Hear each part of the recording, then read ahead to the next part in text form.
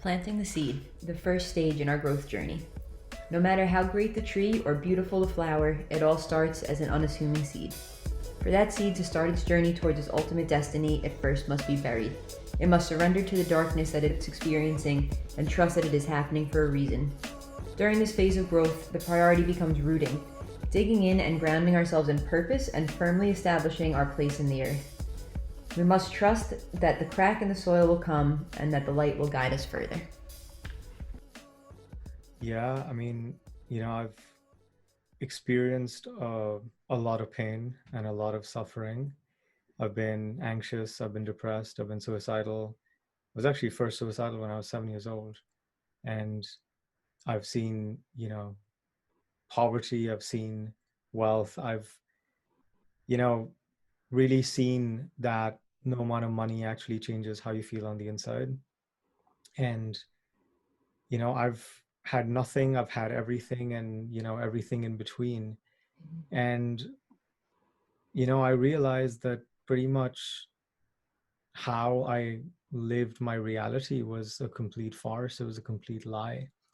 And like most people, I was riding the escalator of expectations ever since I was a kid, trying to do well in school, trying to get a good job, and the usual crap that, society conditions us to do. And even at the peak of professional success, I was, growing startups into hyper growth, like 300-400% year over year. And it, I traveled to over 60 countries. You know, I lived a really amazing life on the outside, but on the inside, I was just frighteningly miserable. And I had a very, very, very challenging relationship with myself. I really struggled to accept myself. Despite being in a relationship, felt really lonely. I, you know, was constantly in the past or the future, rarely in the present. And it really required me to sort of numb the pain with all sorts of coping mechanisms. And, the quote unquote crack in the dirt came in the form of my dad passing away at a, fairly young age. It was like 62. And cremating his dead body just made me realize all the ways in which I was like him, and some of the ways I liked, and others I was just horrified by.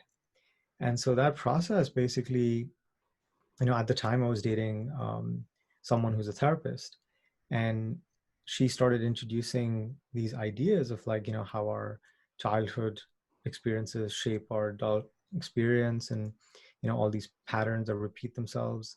And I started sort of diving deeper and deeper and trying to understand. And I remember the day my dad died, like, I basically quit, all the professional obligations I had.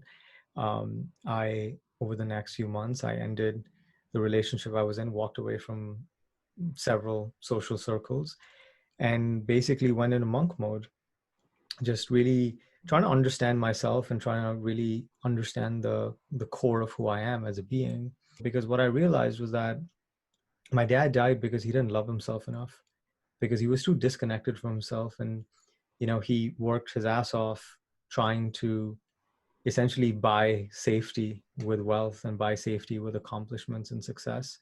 But that emotional disconnection basically manifested as a lot of stress in his body, which, created some issues with his liver. And ultimately, he developed liver cirrhosis and died of a brain hemorrhage. And the entire journey I could see, ever since I was a kid, of a human being slowly separating from themselves and eventually dying because they never knew how to hold their own experience.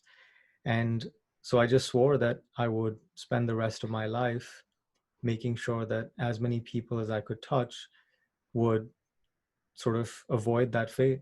Because we see this all around us. We see a lot of people suffering.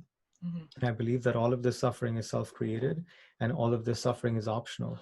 And when we understand the nature of who we are and how our mind works and how reality works, and how to really make sense of this machine, this human body that we suddenly wake up inside, then we can actually start getting into the driver's seat of our life. We can start creating, we can start responding rather than reacting, and we can start really consciously creating the reality that we want to live. Yeah, and it takes, unfortunately, usually something like that, like something that kind of just smacks your life awake, kind of, you know what I mean, and really kind of just pushes you where you're supposed to be. It's not like a gentle tap. It's like Right, boom, right, it's right. a shove for sure. But uh, and it's so true. I one of like my favorite saying is like the ego. It makes a great servant, but a terrible master, right? So like just really understanding how to you said just be how to exist and how you're supposed to kind of just relate to yourself and relate to others in this reality. I think a lot of people have it so backwards. Like, right, we know most people are ruled by their egos and just really not understanding that there could be so much more for them. So the crack in the dirt came in 2017, but I'll start a little while before that. I was raised primarily by my mother, who's Chinese, and my father was there here and there. He traveled a lot for work, so even though they're still married, they weren't together often. Um, and so the archetype of the Chinese tiger mom absolutely exists, is totally real, and I have one of them. Lucky enough, I got her straight from China, and you know, she wanted the best for me. She wanted to give me everything she didn't have, and she would do that by any means necessary. And you know, by her standards, what she did was absolutely necessary to give me the life I have now. And all in all, I'm so grateful for it. However, when we look back at some of the practices in the household growing up, they were definitely severely emotionally, psychologically abusive. And you know, early on, I really formed the impression that I was never good enough. All of my love and the receiving of love was based on performance. And even though we were close growing up, I just really internalized this not enoughness. I sought refuge in men. And so I started dating at a very early age. I had sex very early in my life, way younger than I should have in retrospect. And that was where I received all of my love and validation that I didn't have to pay for through performance. Although I was pretty conditioned into performing. So I still would put on an act for a lot of the men that I dated, whether that was sexual, emotional. And I was really sort of disconnected from myself for a long time, although I didn't know it then. I found a partner whom I was very in love with. I did everything I could to make myself quote unquote perfect for this guy. And you know, he was on his own journey. So he was like, all right, I'm done. I'm leaving. I'm moving to California. We were living in New York at the time. And I'm like, fuck off. What is in California that's not here? Like I did everything for you. I made myself perfect. I changed myself. And once he left, I spent months hiding my emotions, throwing myself into work, grad school, an apprenticeship I was in. I did everything to not feel the feelings. And after a few months of that, my body had had enough. I was having cystic breakouts, hives all over my body, and I wasn't listening until one day I woke up and the whole left side of my face was paralyzed. Yeah, and I know now that it was repressed emotions, repressed anger, not really dealing with what was happening, avoiding everything, overworking myself, tons of stress. And I went on this really epic healing journey to heal without prescription medicines, but to use acupuncture and Chinese medicine and basically overhauling my entire life. I knew that something had caused that, and I had to change something about the way I was living.